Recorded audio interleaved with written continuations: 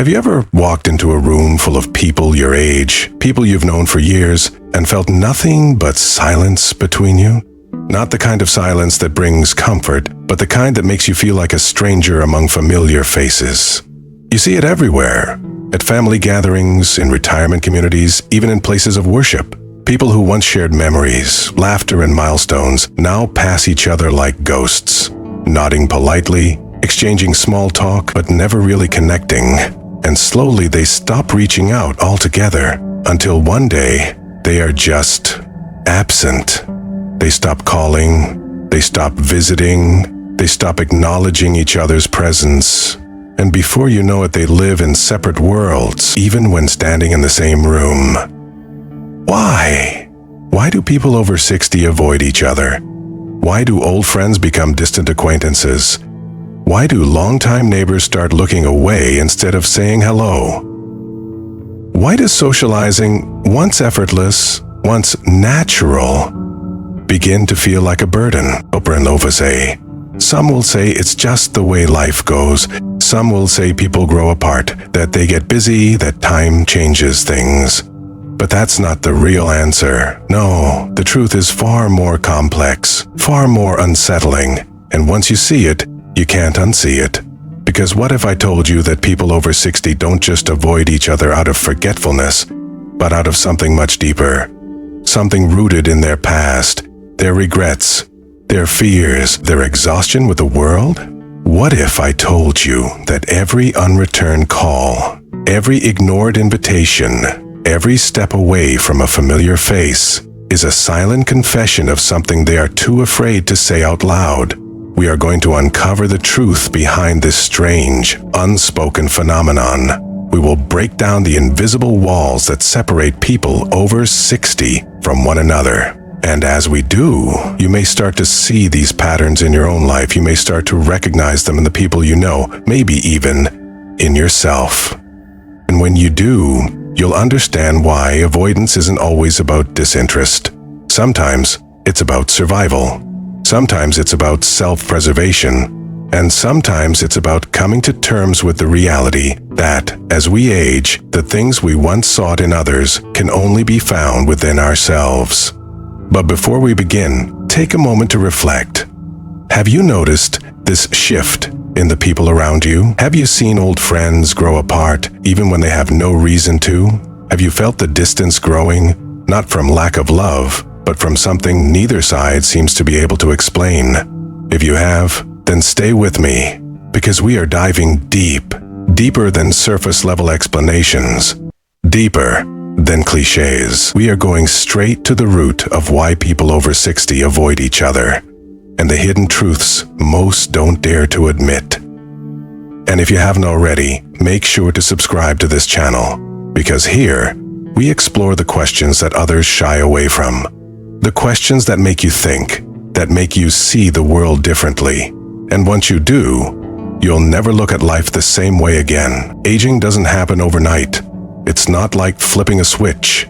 It's a slow, creeping shift, like the tides pulling back from the shore. One day, you're surrounded by people. The next, you realize how quiet everything has become. At 20, life is about exploration. At 30, it's about building. At 40, it's about managing. At 50, it's about sustaining. But at 60, it's about reflection. This is the age where people start asking different questions. Not what's next, but what have I done? Not who do I want to become, but who have I been? And with that shift in thinking comes a shift in perspective. The things that once felt urgent, the career, the social life, the obligations, start to lose their weight. The things that once seemed distant, mortality, legacy, the meaning of it all, come into focus.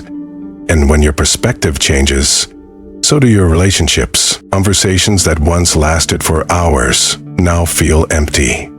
The desire to entertain others fades. The need to prove something, to keep up, to be in the loop, it all starts to disappear. And in its place, silence. Not a lonely silence, but an intentional one. Because after 60, people begin to see through things.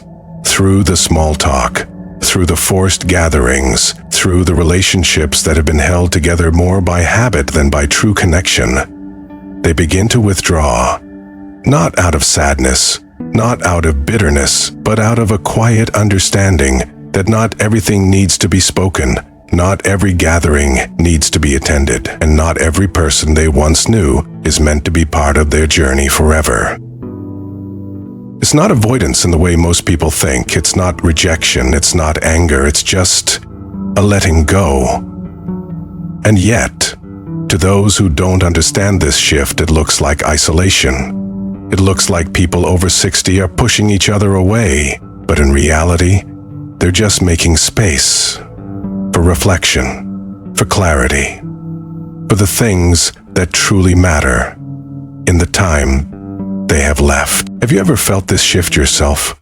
Have you noticed older people in your life withdrawing, not out of sadness, but out of something else, something unspoken? Share your thoughts in the comments, because the more we understand this, the more we can see aging not as a loss, but as a transformation.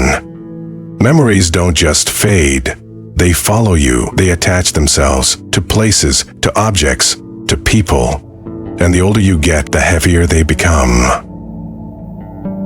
A conversation with an old friend is never just a conversation. It's a reminder of the past, of the way things used to be, of the things you've lost along the way. And for some, that reminder is too painful to bear, so they avoid it. They avoid the people who remind them of a version of themselves they no longer recognize. They avoid the places that bring back memories they aren't ready to confront. They avoid the relationships that force them to remember what time has taken. Out of resentment, not out of dislike, but because some wounds don't heal with time. Some wounds grow deeper.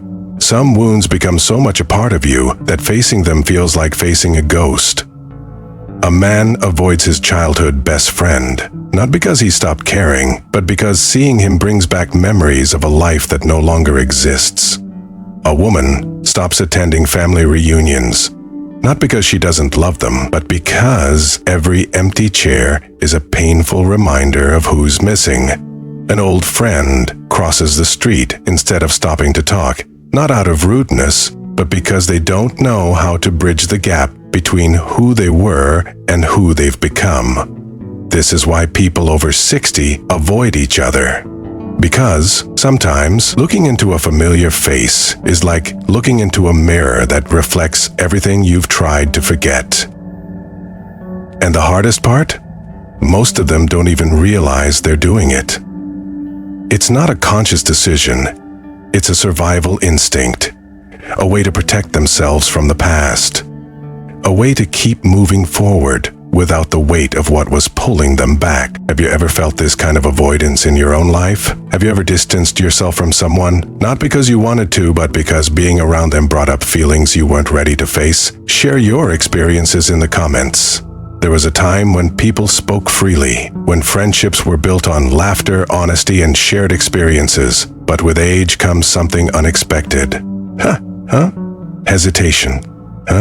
Not because they have nothing to say, but because they've seen what happens when they say too much. They've seen how the world reacts to vulnerability. They've felt the sting of being dismissed, misunderstood, or judged. And so they choose silence. A man who once led every conversation now sits quietly in the corner, nodding but rarely speaking. A woman who once shared her dreams and fears now keeps them locked inside, only revealing what she must.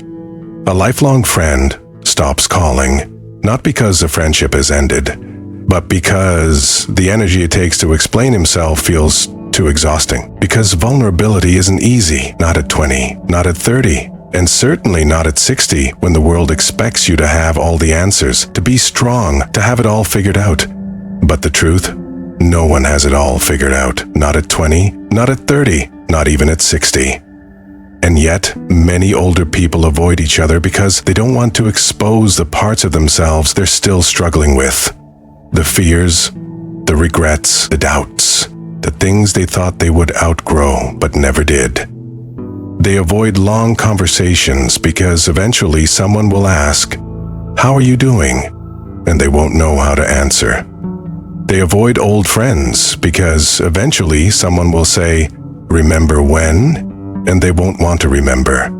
They avoid deep connections because eventually someone will see through the mask they've spent years perfecting. It's easier to keep it all inside, to avoid the questions, to avoid the judgment, to avoid the moment when they have to admit, if only to themselves, that they are still figuring life out, just like everyone else. Have you ever hesitated to open up even to people who have known you for years? Do you think people over 60 are more private because of wisdom or because of fear? Let's talk about it in the comments. There is a difference between being alone and being lonely. The world confuses the two, but those who understand solitude know that being alone can be one of the most peaceful experiences life has to offer. For many over 60, solitude is not a punishment, it is not a burden, it is a choice. Because as you age, you learn something about energy. You learn that not every conversation is worth having, that not every social event is worth attending, that sometimes the most valuable time you can spend is the time you spend with yourself.